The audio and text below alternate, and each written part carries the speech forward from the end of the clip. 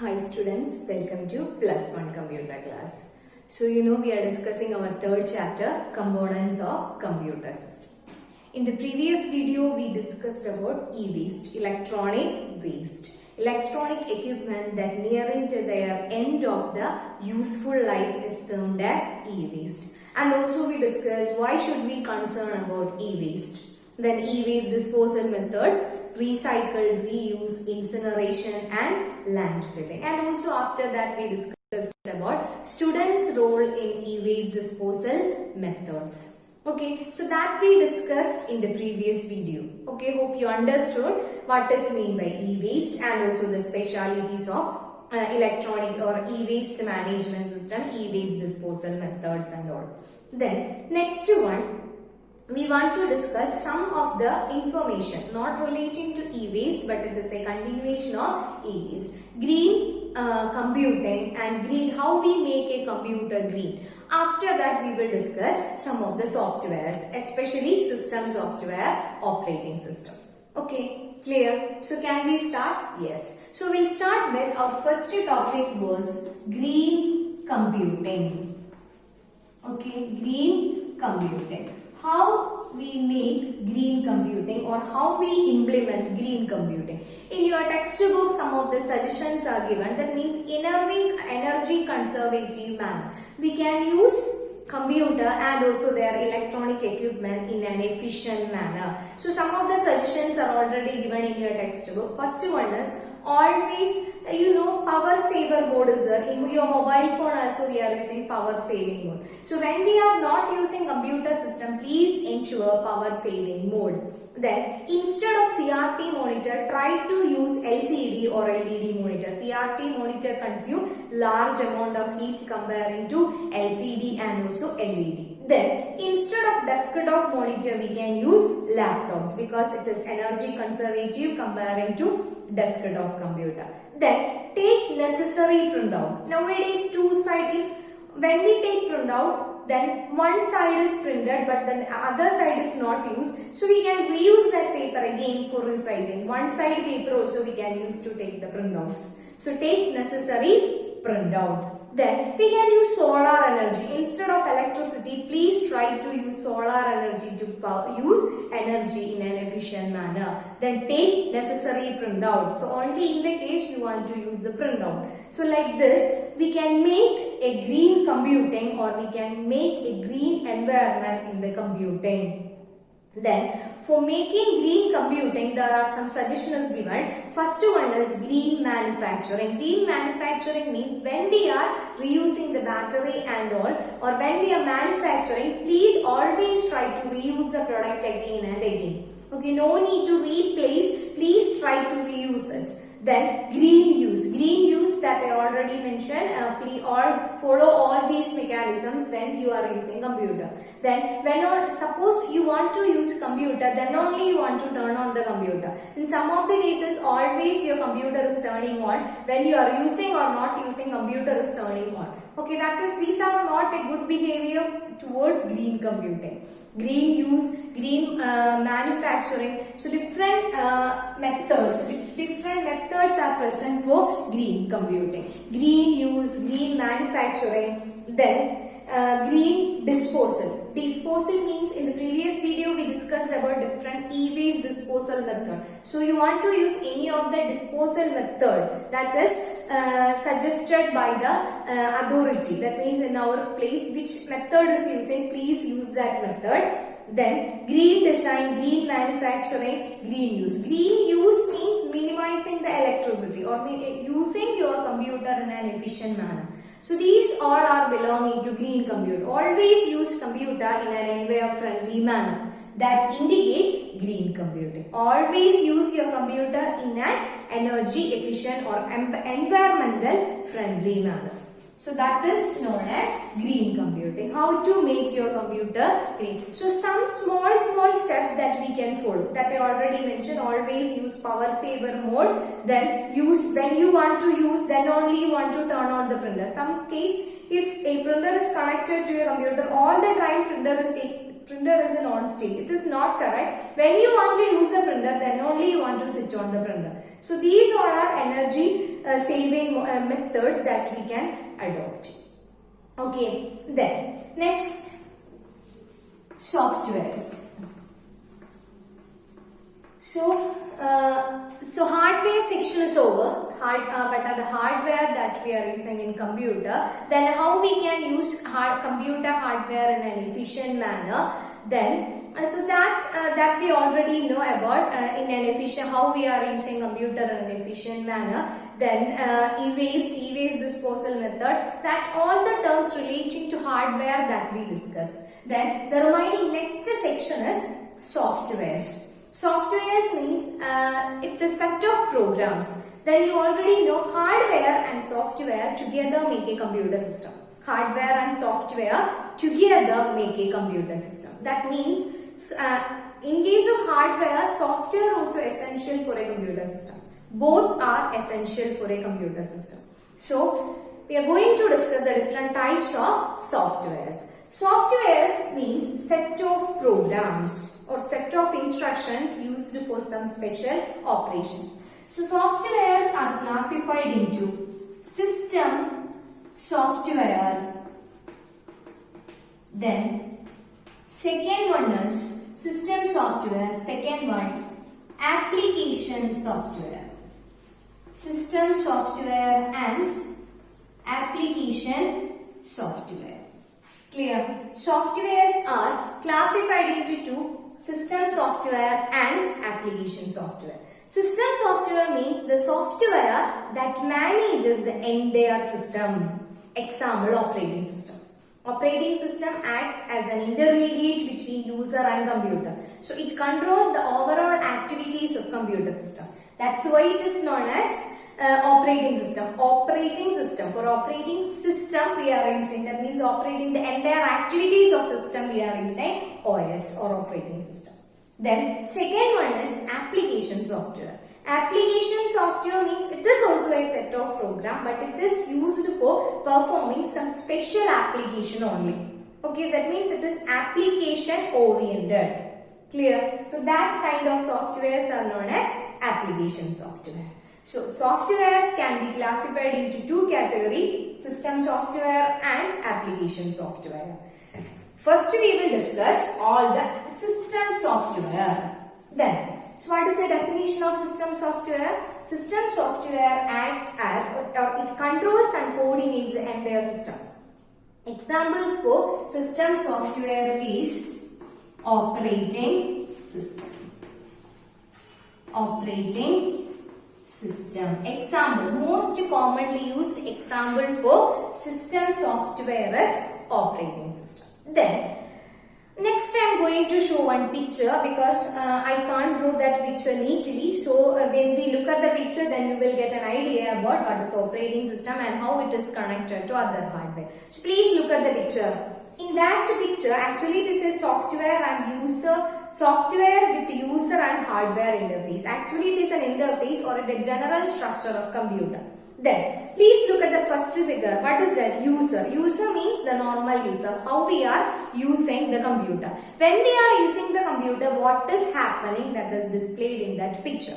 Then the first section is software. Which software? Operating system software. That indicates system software. That means all the software that helps operating system.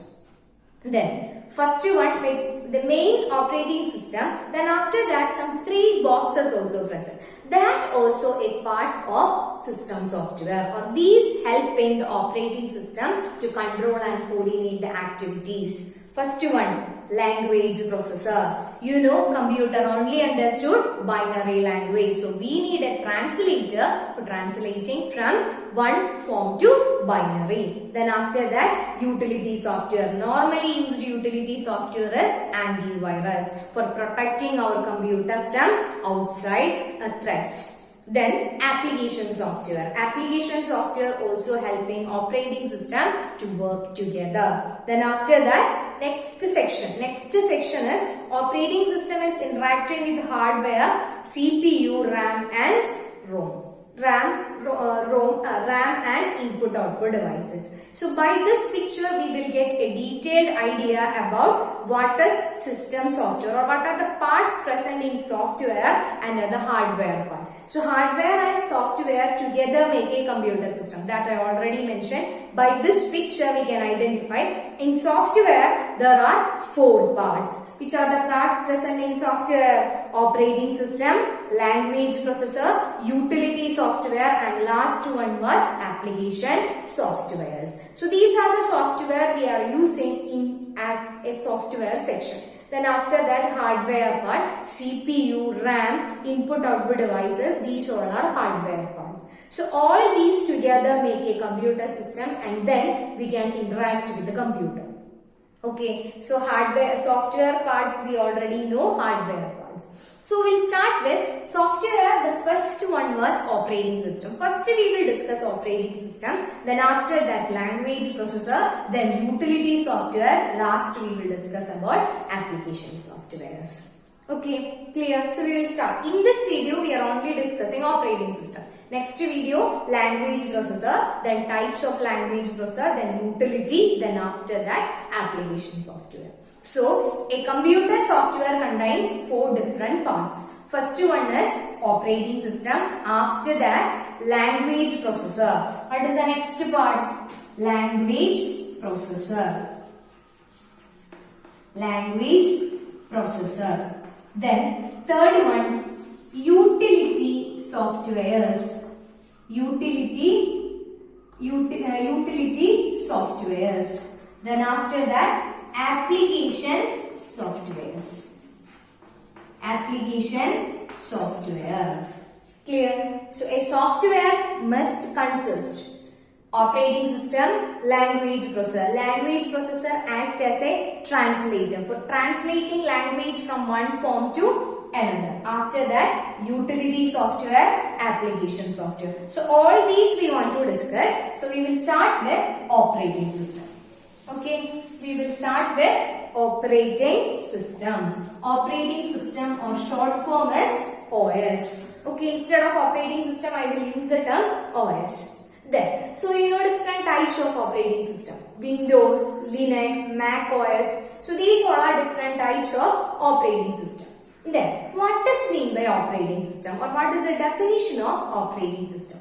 Operating system acts as a coordinator or act as an intermediate between user and computer, and also it controls and coordinates the entire activities of computer. Okay, it controls and coordinates the entire activities of computer. So that's why it is known as operating system. Then you know, when a computer is in use, the operating system details present in RAM. Okay, it's very important. Operating system acts as an interface between user and computer and it controls and coordinates the entire activities of a computer system. That's why it is known as operating system. Then, how the computer is or how the operating system is controlling all the activities of computer.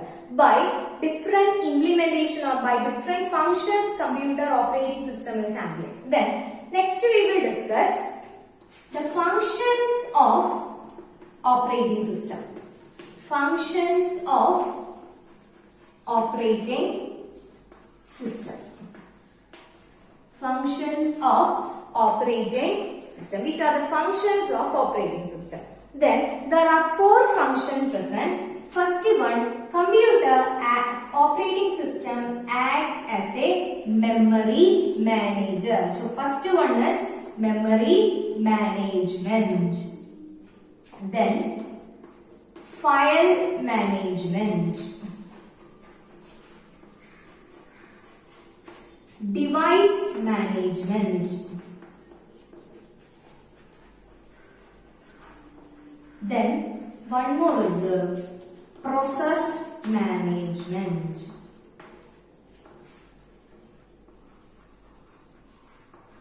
Process management.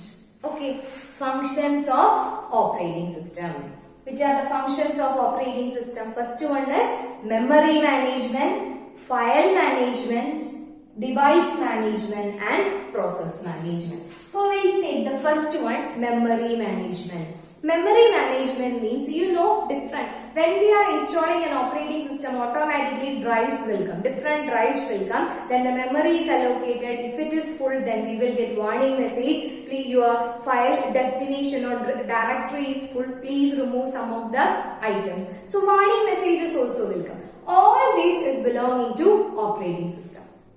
Okay, when you insert any item or any data into the computer, first it is storing into memory, or first it is stored into a particular location or storage location. So when we store any of the memory or any of the file, automatically it is getting one memory address. So allocating memory address and removing memory address, everything is handled by operating system. Memory allocation and deallocation is performed by operating system.